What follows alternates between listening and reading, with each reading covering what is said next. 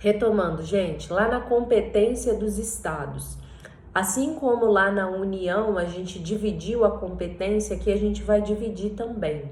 Anota aí, a primeira competência que a gente vai ver, não legislativa, administrativa ou material.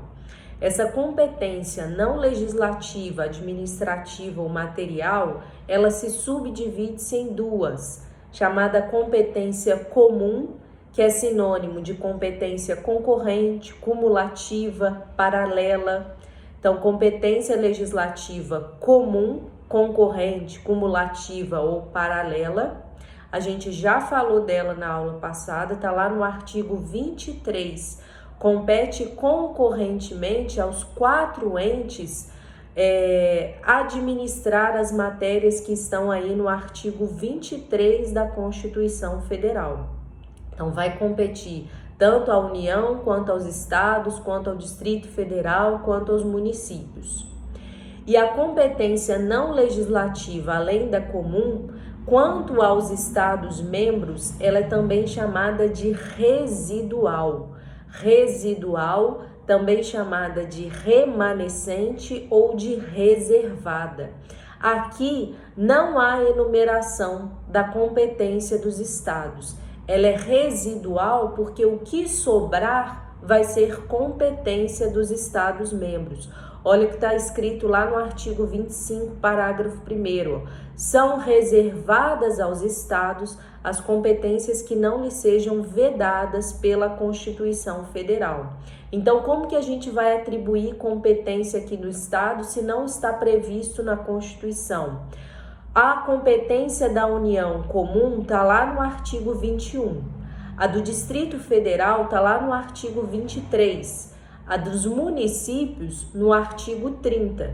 E a comum no artigo 23. Então, tudo que não estiver expresso nas competências desses entes que a gente listou vai ser competência dos estados. Então, é residual. Tudo que sobrar, que não estiver expresso nesses artigos, vai ser da competência dos estados membros, tudo bem? E a competência legislativa? A competência legislativa, a competência para elaborar leis, lógico, a gente divide ela aí em várias competências legislativas, só para fins didáticos. Competência legislativa expressa, está lá no artigo 25 caput da Constituição Federal. A competência residual, ela pode ser tanto não legislativa quanto legislativa dos estados membros, tá? Então é residual, aquilo que sobrar, tanto que for competência não legislativa quanto competência legislativa, cabe aos estados membros.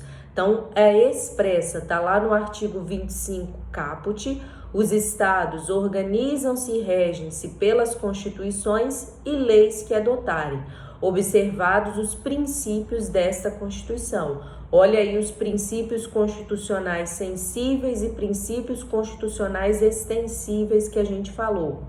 Competência legislativa residual, está lá no parágrafo 1º. São reservadas aos estados as competências que não lhes sejam vedadas por esta Constituição. Então, se aplica tanto para a competência não legislativa quanto para a competência legislativa do estado. O estado vai ter competência residual para criar leis e para fazer administração, para se auto-organizar. Competência legislativa e não legislativa. Depois, competência legislativa delegada pela União. A gente já falou, tá lá no artigo 22, parágrafo único. A União poderá autorizar que os estados legislem sobre questões específicas das matérias de competência privativa da União. Então, tá lá no artigo 22, parágrafo único. Competência concorrente dos estados, está lá no artigo 24 da nossa Constituição. E a competência suplementar dos estados, também está no artigo 24, porém nos parágrafos do artigo 24. Lembrar que competência suplementar, a gente fala que a União pode, parágrafo 1º do 24, a União pode elaborar normas gerais. Parágrafo 2º, essa competência da União em elaborar normas gerais não exclui a competência suplementar dos Estados. Parágrafo 3º, inexistindo lei federal sobre normas gerais, ou seja, a União não legislou sobre normas gerais, os Estados exercerão competência legislativa plena para atender às suas peculiaridades. Então, aqui a União não elaborou a norma geral, o Estado tem competência legislativa plena para elaborar essa norma geral para atender às suas peculiaridades. Parágrafo 4º do artigo 24.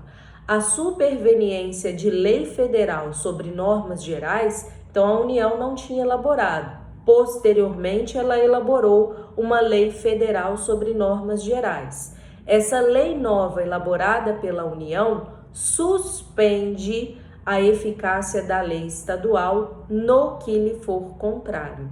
Então, somente o que for contrário à norma elaborada pela União é que vai ficar suspenso. Tudo bem? No próximo bloco a gente continua. Até lá!